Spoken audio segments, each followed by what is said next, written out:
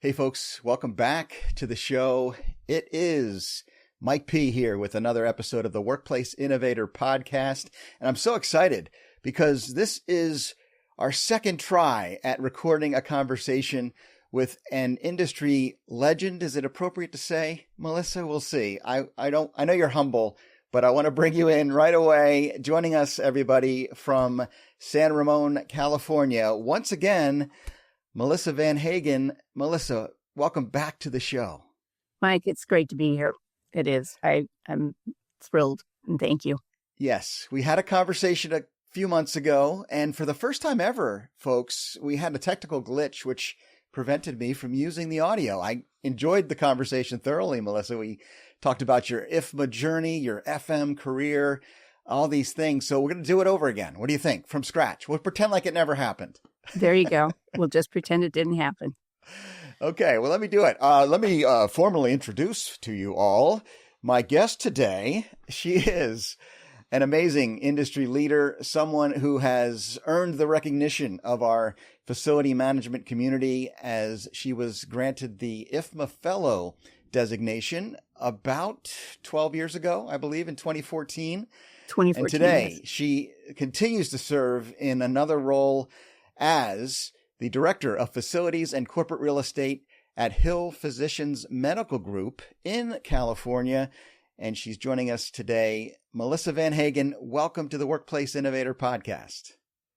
Thanks, Mike. It's an honor to be on your show. How'd I do with the introduction? One of your biggest fans. Oh, that's nice. That wasn't in the script, was it? That's very kind. No. I appreciate it. We've known each other or of each other. We discussed last time, but we have never met in person, have we? I think we have, just in briefing. Okay. And I've been, of course, to some of your podcasts that you've had at World Workplace. Oh, nice. Okay. Well, you know, with the crowds that mob me after these events, the autograph seekers, I'm kidding. I'm sure we've met. I just don't remember it. There's so many wonderful people in my mind. Will we meet this fall at Anaheim, not too far from you? Absolutely, you will. Okay. Definitely. One of your former podcasters, I should say, Don Mueller, is a very good friend, and we've roomed together for over 25 years. Oh, at that's the right. World Workplace. I think she's coming out. She's pretty retired now, but I hope she's coming out. She's an amazing facility management professional. Dawn Mueller, I met her, I want to say about 10 years ago. She made the move from your part of the world over to my part of the world here in the Washington, D.C. area, and has served at an organization here. She's been a guest on this show, as you said, and just one of my favorite people ever. But she did retire or step away from the profession, but hopefully we'll get her to come back. Yeah, the World Workplace reunion tour, right? We've talked about this. What is it that you love about the IFMA community and getting together at World Workplace? Well, I always have said this, and I quote Meredith Thatcher, and that is, coming to World Workplace is like seeing 5,000 of your best friends. And when you have colleagues that are in the same industry, you share such a passion for it. It's really a wonderful experience. And of course, being fellow and being around such legends that have been fellows for many years, that too is a real exciting honor. So, well deserved. And those gatherings they put together for the IFMA Fellows, and the fact that we as just participants, I feel I'm just kind of all along for the ride here in this industry. I get to talk to so many people like you and learn from them and hear their inspiring FM stories. In fact, I want to do that today. I want to give you a chance on this platform to share a little of that journey. We can't get into it all, Melissa. It's such an amazing one. Goes back to what, 1990 or so? And tell us 1991, yeah. 1991. Give us the Cliff Notes version of the Melissa Van Hagan journey.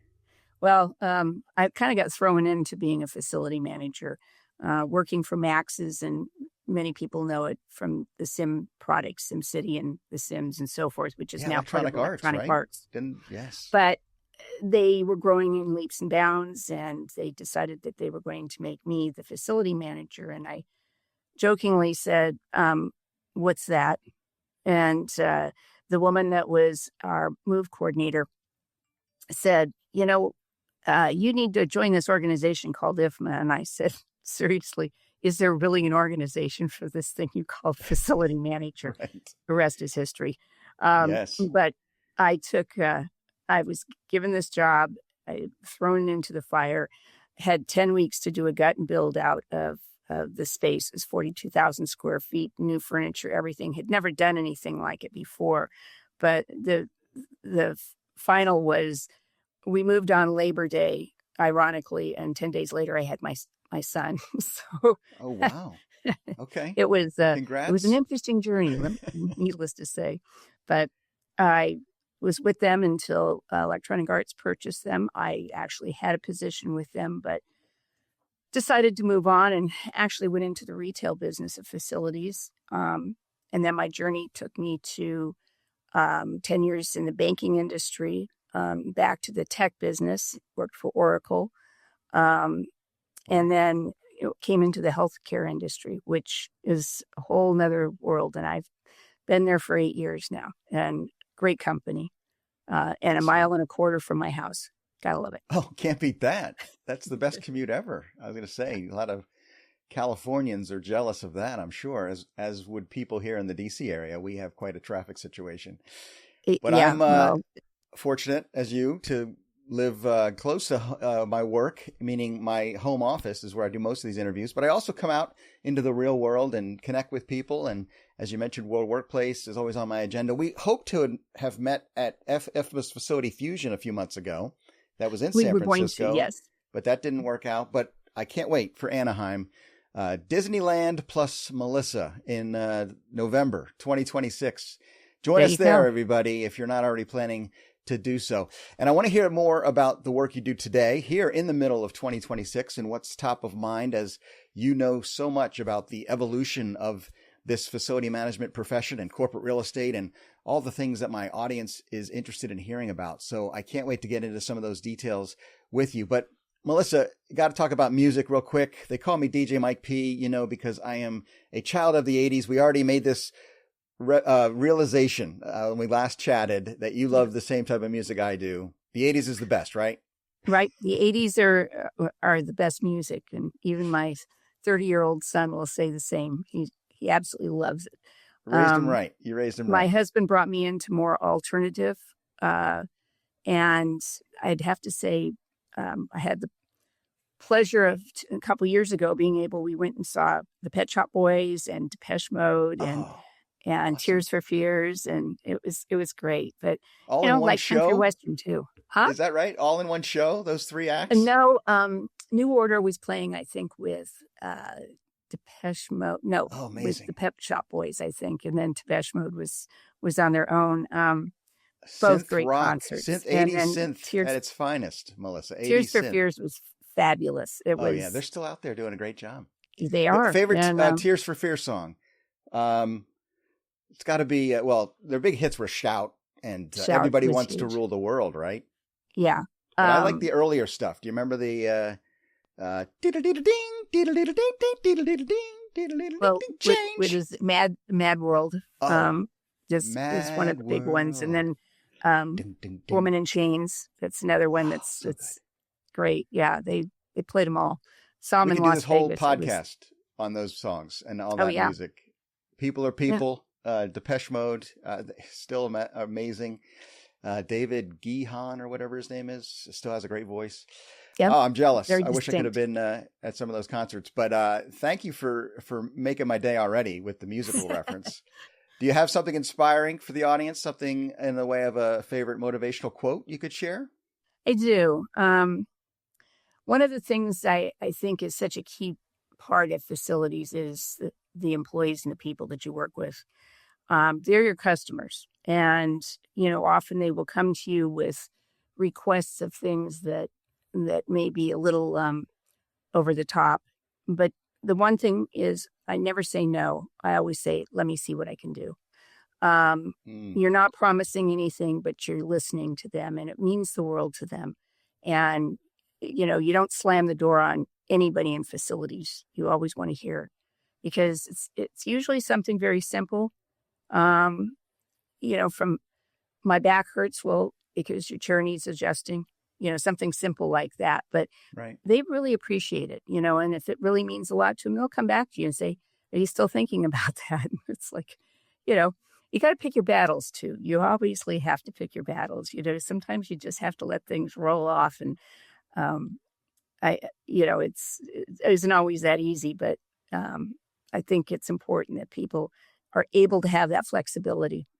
Yeah. Um, And that optimism, right? Let me see what I can do. And cup is half full and we can find a solution here. In fact, we could be a workplace innovator. I don't know if I asked you this last time, but what does that mean to you when you have a chance to come on this show where I'm trying to encourage and inspire our audience to be innovative in the workplace today? What comes to mind for you? Well, I think it comes back to employee engagement. I think it's important to be part of that.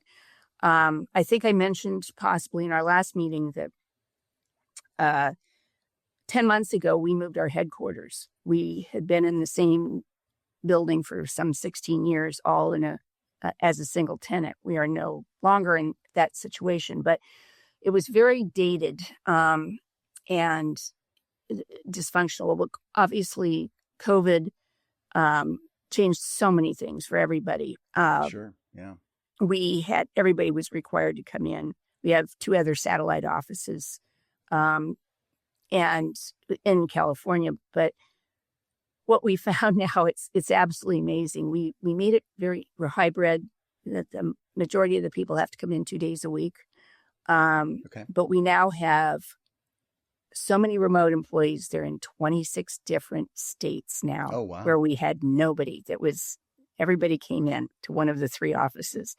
So we do have a lot of remote. Again, 2 days a week, depending on where you live. More than that, might be 1 day a week, 1 day a month, depends. But we gave them what they asked for. We really went and spent a lot of time with focus groups to get a feel for what employees wanted, and we gave them what they asked for. And it's so nice to have them come up and say, I really enjoy working here. I really enjoy coming to work. We use Space IQ, and awesome. They've embraced it. Didn't like to at hear. first. They really were, and I think it was a little touch and go for a while there when you had people coming in and saying, well, I reserved this, and the other people hadn't. And so that became an interesting experience, but they figured it out. So, excellent. Yeah. Well, let's take off on there, because this hybrid work world and the adjustments over the last, here it is, 6 years of, the COVID experience, and then post-COVID and all the new workplace evolution type things going on. It has required us to think differently and to listen and to understand the needs of the workforce and our people. And I always focus here on that side of facility management. As IFMA always identifies, human factors are an essential part of what you do as a professional, understanding behavior and human beings, and then meeting those needs, or sometimes directing and leading and communicating different things in a way that they maybe don't know they need. It's one of those things where a great leader will anticipate and understand and take it all into account, right? It's not just a one size fits all. But you speak to it. What do you think are some of the top challenges you've faced over these last several years, and where you think we're going? Well, I go back to it. I think we did a really good job listening to what the employees wanted and took that as an overall. Change management is a big deal, and as we hear that all the time, and people, I have a strong philosophy on that too, and that is that a company cannot be successful unless people embrace the change within the company. And I have seen it over the years where they just can't. Certain people can't. And it's like, it kind of goes hand in hand. And this isn't to be an unkind statement, but those that really can't embrace it probably are ones that need to move on, and maybe it'll hold a company back, seriously, if you don't look at the bigger picture. But I think what Hill Physicians does that's really a good thing is that they really try to get the employees to listen to the employees and try to get them to understand that we do have to make these changes. And are you on board or aren't you? And how can we help you be on board? Yeah. Yeah. How can we cast that vision and share it as far as in a way that makes people realize what's in it for them, right? Because human nature is, whiff them, what's in it for me? And then you have to move them on that journey with you, whether that's a change in the location or a strategy or technology. You mentioned technology and its challenges of getting people to embrace and believe that what they're going to move towards is better than what they currently have. And that's the great human dilemma of change. But what you think the role is doing for you as a facility management leader?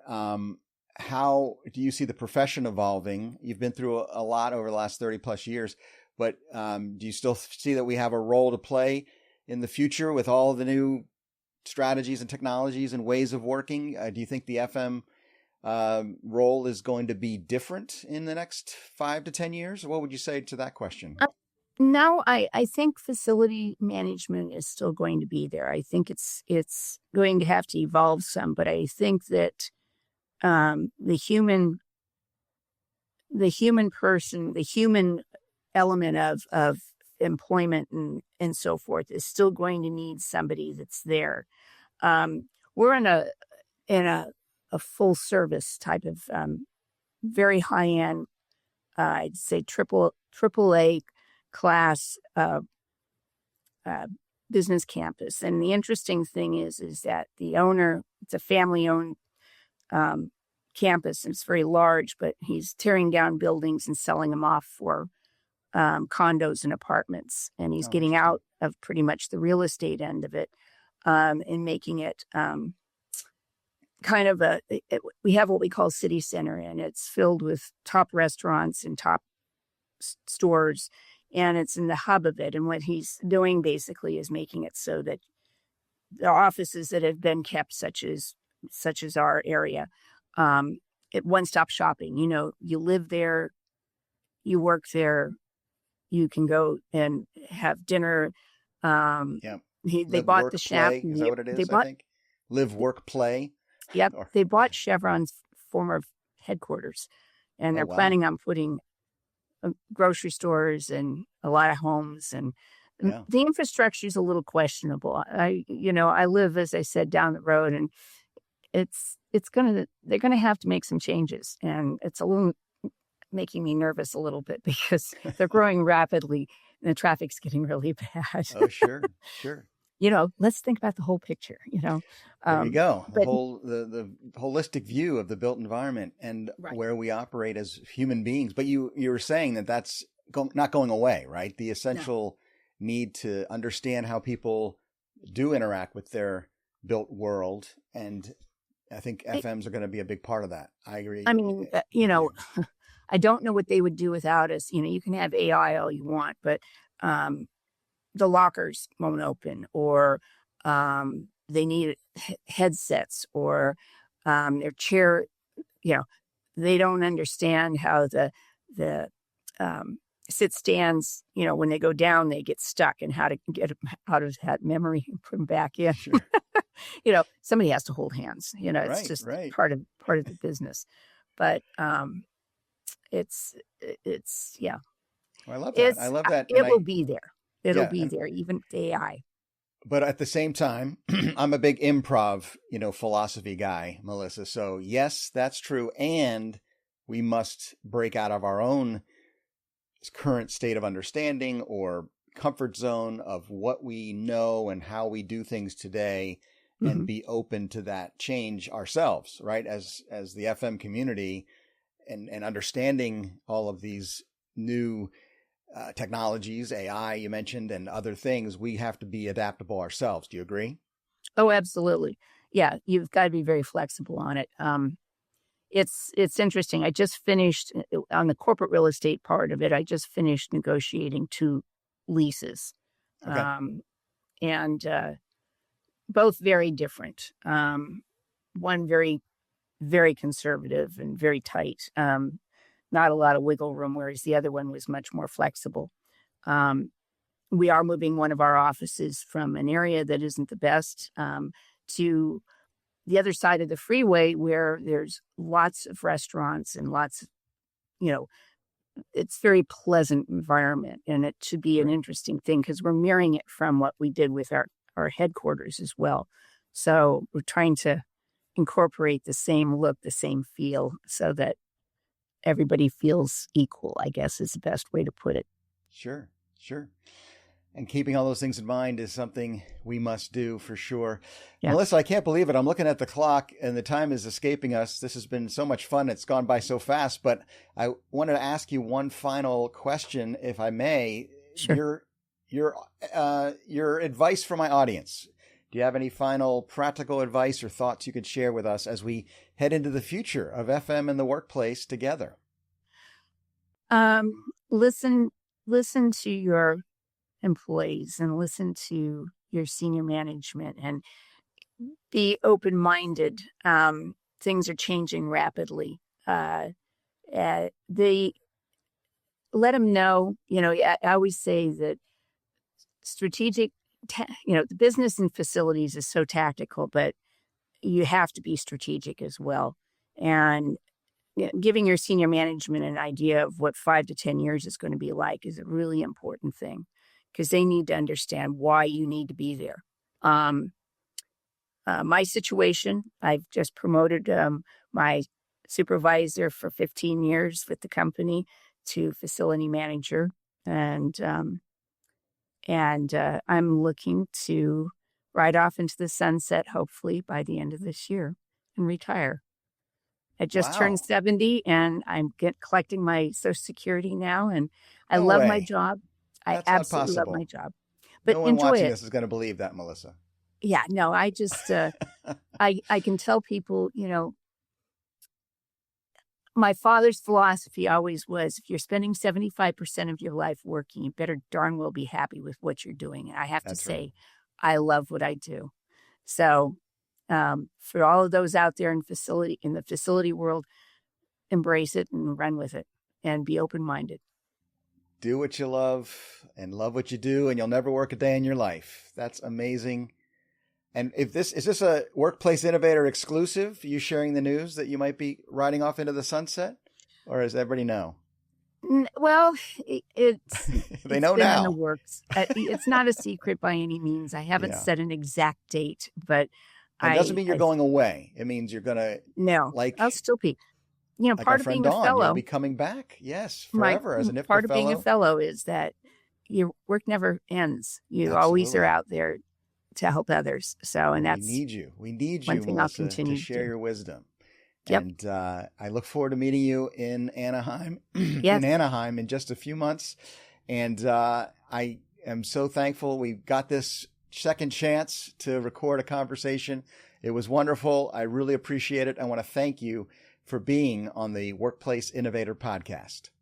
Thank you, Mike. It's been a pleasure. And thank you all for watching. I hope you watched on YouTube. Did you? Please share a comment, share a like, whatever you do. Smash that like button, whatever the kids say. But really, seriously, I hope you're enjoying these discussions and you're aware that we're on YouTube. And if not, please check us out at the link below and in the show notes. And whether you're listening or watching, I really do appreciate it. And I hope that you will continue with me on this journey as we seek to encourage and inspire you to be a workplace innovator. Peace out, everybody.